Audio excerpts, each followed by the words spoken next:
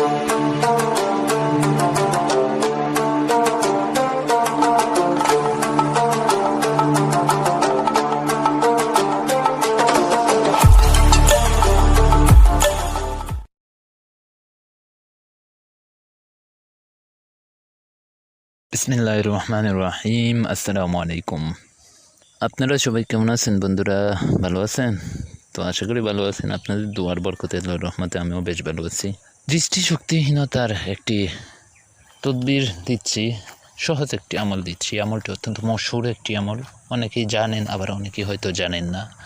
তো যারা জানলে তো আলহামদুলিল্লাহ, আর যারা না জানেন তারা আশা করি এই ভিডিওটি থেকে উপকৃত হতে পারবেন। ঠিক আছে?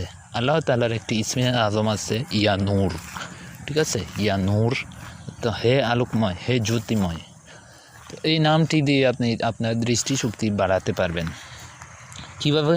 তরিকা হলো, আপনি প্রত্যেক ফরজ নামাজের পরে, ফরজ নামাজ শেষ করে ইয়া নূর এটা আপনি 11 বার পড়বেন, অনলি 11 বার। 2 হাতে দম করে আপনার 2 চোখে বুলিয়ে দিবেন, চোখের উপরে। তো এভাবে আপনি কন্টিনিউ আমল করেন, ইনশাল্লাহ দেখতে পাবেন এর একটি রেজাল্ট আপনি পাবেন। ঠিক আছে?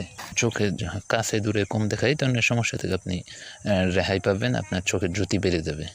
তো ভিডিওটি কেমন লাগলো কমেন্টে জানাতে ভুলবেন না। আপনি যদি আমাদের এই চ্যানেলে নতুন এসে থাকেন, আমাদের এই চ্যানেলটি সাবস্ক্রাইব করুন। সবাই ভালো থাকেন, সুস্থ থাকেন। সকলের জন্য রইল ইজাজত। আসসালামু আলাইকুম।